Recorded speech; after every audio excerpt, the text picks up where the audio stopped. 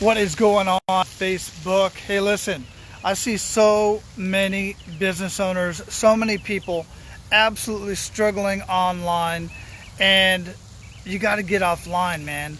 You got to get offline. Let me explain something. Hold on just a second. Let me show you the ducks hanging out in the pool, going for a swim. I'm going to disturb them here in just a minute.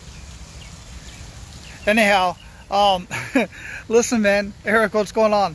You know, so many people are hiding online. Your business is like, even though it's online, it's not online in the right way. And I look at it as kind of, at least you're not part of the witness protection program. At least you're telling people that that you have a business and you have a service that you want to offer.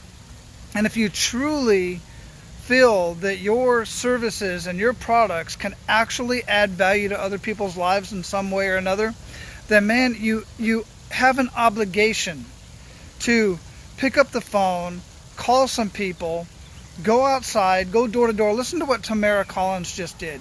She just posted on Facebook that she got 4 new clients and 12 leads.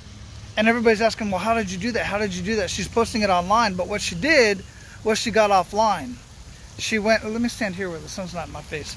She got offline. She went to an event and she set up a little booth and she reached out and she smiled and she shook hands and she talked to people. Imagine that. And got clients like that. You know, there's nothing wrong with being online, adding value online, but you're not going to make the sale online. I can make $97 a month sales into my e-learning system. Those less than $100 sales you can make online every once in a while, but you're never going to make the high dollar sales. You're never going to be able to sell a full-on project if you're a remodeler or even chiropractor or landscaper, whatever it is.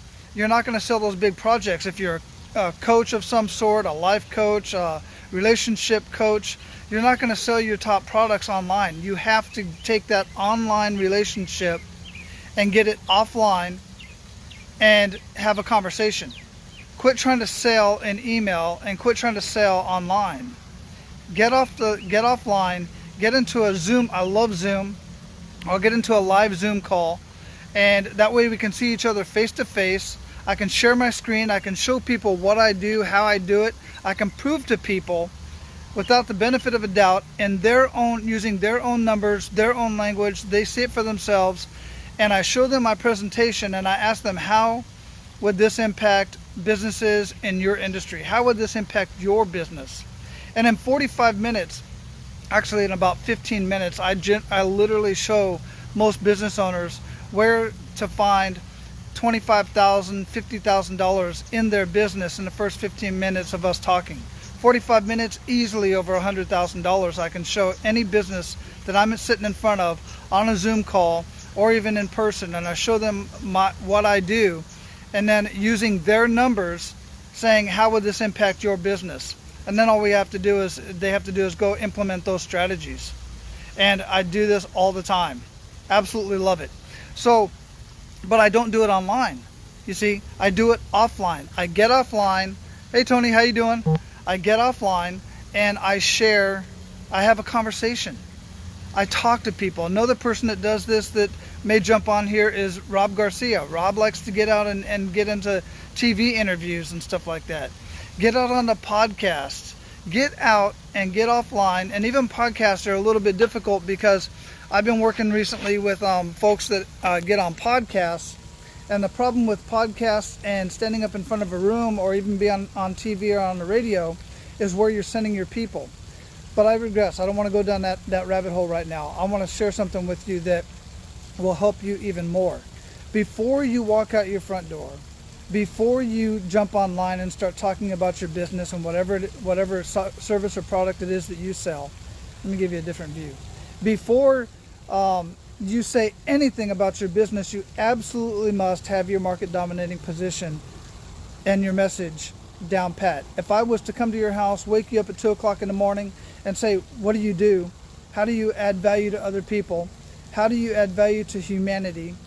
Then you should be able to, in a sleeping stupor, just waking up, be able to rattle off exactly what you do.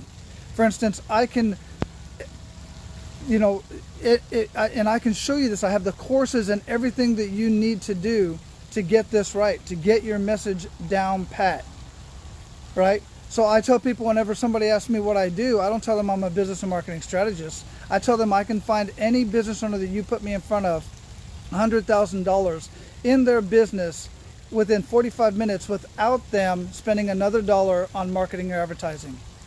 The next question out of their mouth is, how do you do that? Let me show you. Let's set up a meeting. I'm not going to do it right this minute, right now, because I have to get some information from that business owner so that I understand, and I do research. I stalk the heck out of people. And there is another tip that I want to share with you before I let you go today.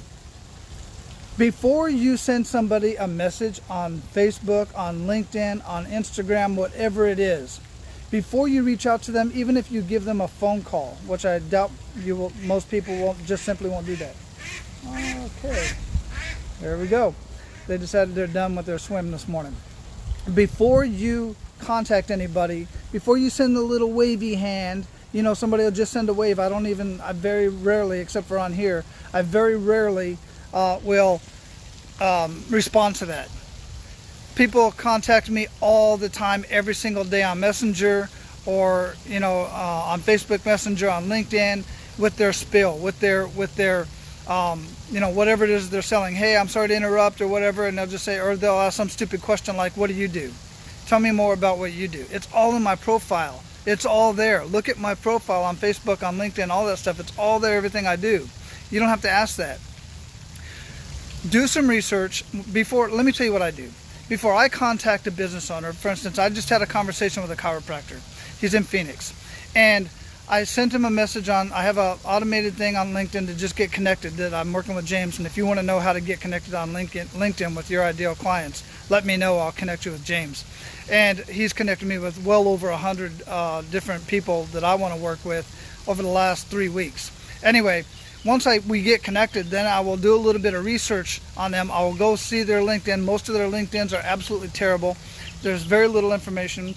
There's no link to their website. So I literally have to do the research and find their business, find what they're doing, and I'll do a Google search. I'll do a Google search in their local area, and I'll find videos, anything I can about their business and themselves and their employees. Because on LinkedIn, when you find a business and you click on the business, if it opens up, if they have that on there, it'll show many of the employees that are tagged that says that they work for that business. So I will go look at what those people do as well.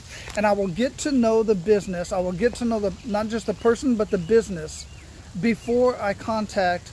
And by the way, by doing that, I absolutely know without the benefit of a doubt that I can help this business in one way or another. And I'll reach out to them. For instance, Dr. Scott, I'll say, hey, Dr. Scott, I went to your website, blah, blah, blah, and you're making the same mistake many of my clients used to make. I'd like to talk to you about it. Let's get on a phone call. And then what he did was, he's not going to get on a phone call. I very rarely get the chance to get on the phone with an actual chiropractor because they're so busy.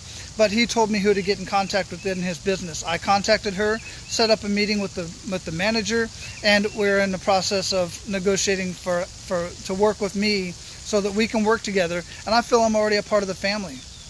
I did all the research. I went out and contacted them.